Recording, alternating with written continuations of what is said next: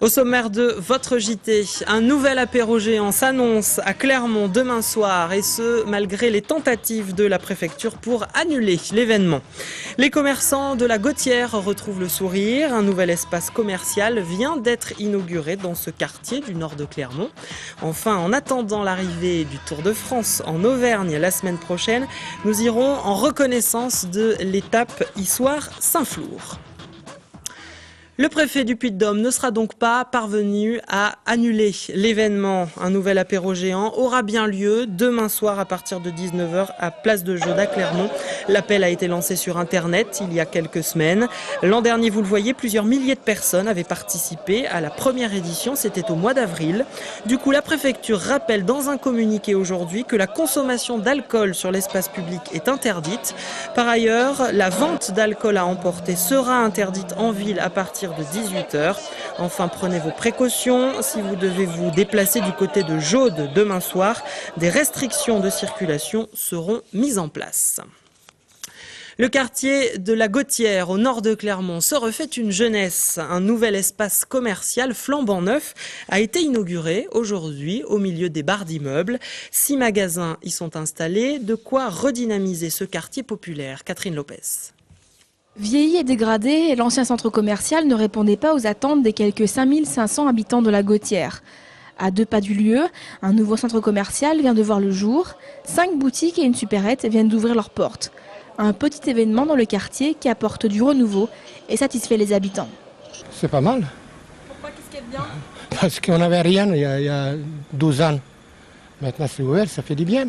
Je trouve que c'est sympa pour les personnes qui sont dans le quartier. Moi, je suis aide à domicile et c'est vrai que pour aller faire les courses, d'avoir un petit commerce à côté, c'est génial. Ça nous évite d'aller trop loin et c'est vraiment merveilleux, quoi. Je pense que le potentiel de clientèle qu'il y avait reviendra dans le quartier, dans la mesure où maintenant nous avons pas mal de commerces. C'est ce qui manquait dans ce quartier et qui demande à se développer. Les travaux ont démarré il y a 1 an. Budget de l'opération, 5,2 millions d'euros financés par la ville de Clermont-Ferrand à hauteur de 27%, l'ANRU à 25%, les PARECA à 25% et la région à 23%.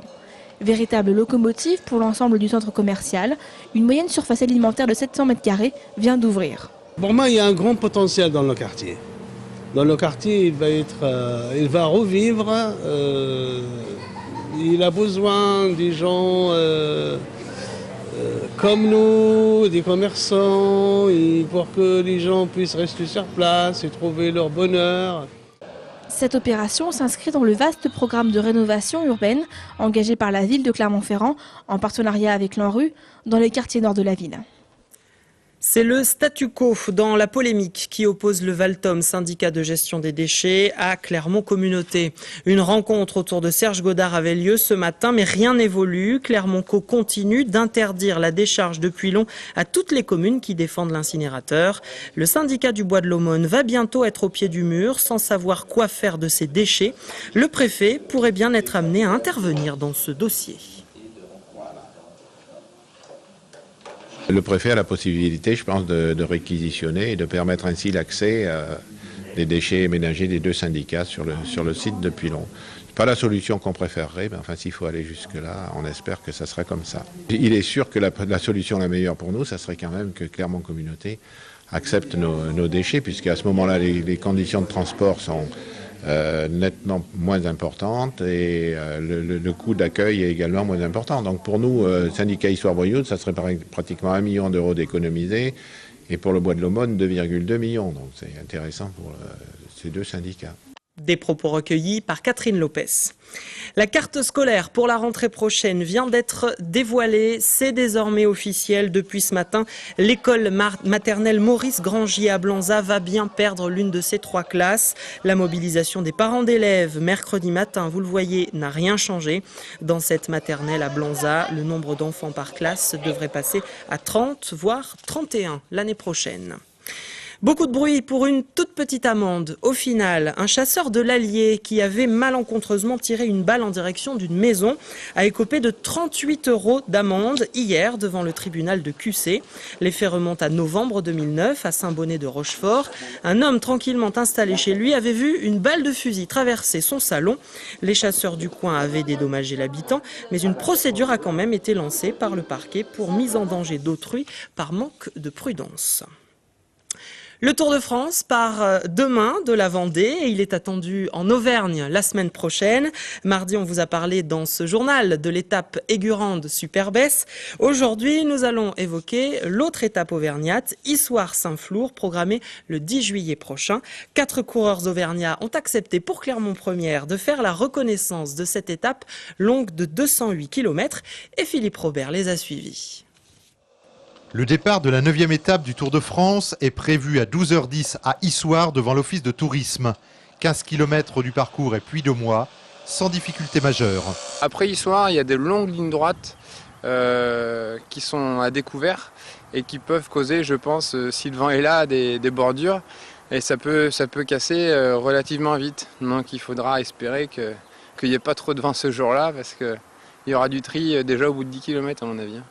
Après un court passage dans la Haute-Loire, le peloton aborde la côte de Massiac, classé en 3e catégorie, 3,5 km à 6%, puis traverse les Estives vers Allanche. C'est très régulier, ouais, c'est vrai que c'est pas très dur. Hein. Si les mecs ont vent dans le dos, je pense que ça va monter plateau la plupart du temps. Donc après, voilà, faut voir en fait en fonction du vent. L'une des principales difficultés du jour, ce sont les 7 km 700 du col du Pas de Pérol, classé en 2e catégorie. Passage au sommet après 99 km de course. La partie du col se fait entre 8 et 12%, donc c'est assez dur. Il faut bien gérer jusqu'au pied du col et après ça va être tendu et je pense que ça peut jouer là. Pas le temps de souffler, il faut s'engager dans une descente très technique sur route étroite. À Mandaille, virage à gauche vers le col de Pertus, un col de 2e catégorie, jamais emprunté par les coureurs du Tour de France. Le col du Pertus qui est très dur au niveau des pourcentages, il n'est pas très long, mais les pourcentages, il y a des pourcentages à plus de 12%.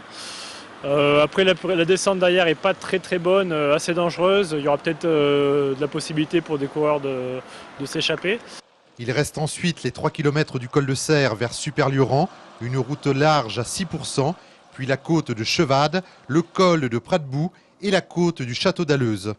Ça fera à coup sûr un beau vainqueur parce que voilà, c'est pas facile, surtout après toutes les difficultés de la journée. La dernière ascension sera encore décisive parmi les maigres prétendants qui restera. Je pense qu'il va pas y avoir un peloton groupé quand même au pied de Saint-Flour.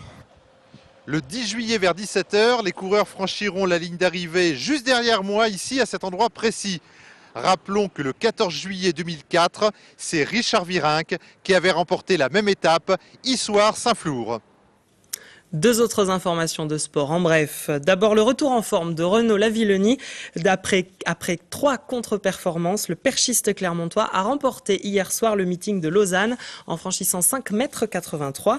Il s'empare ainsi de la première place de la Ligue de Diamant. Et puis en basketball, la Jeanne d'Arc de Vichy vient de faire une nouvelle recrue. L'ailier Wilfried Aka, 32 ans, s'est engagé pour une saison avec le club thermal. L'an dernier, il jouait à Paris-Levallois. De la pétanque également dans votre actualité locale. 1 mois après le national de Clermont, c'est la ville de Cournon qui accueille ce week-end son 16e Euro pétanque.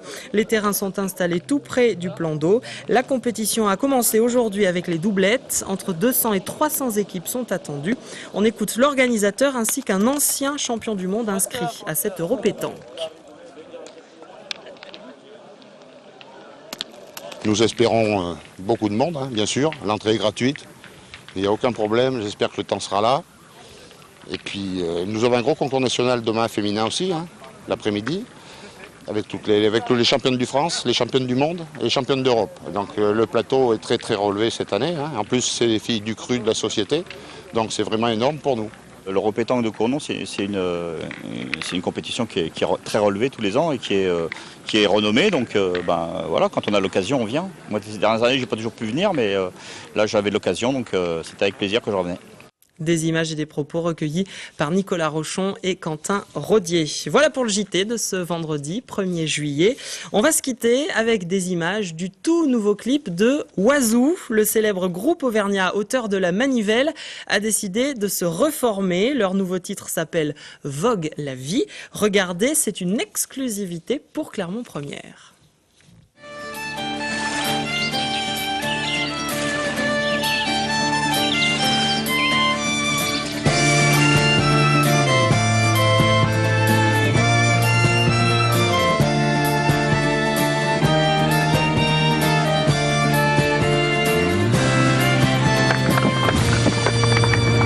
Vogue la vie, vogue l'aventure, nous les marins, nous ne faisons qu'un.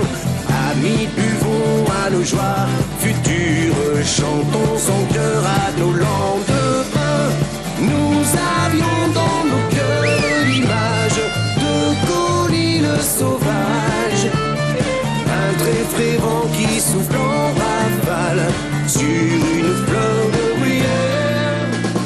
Vogue la vie, vogue l'aventure, amis buvons sans mélancolie, aux matelots à nos joies futures, chantons la vie qui nous réunit. Toute l'actu locale est aussi en ligne, retrouvez votre JT sur clermontpremière.com.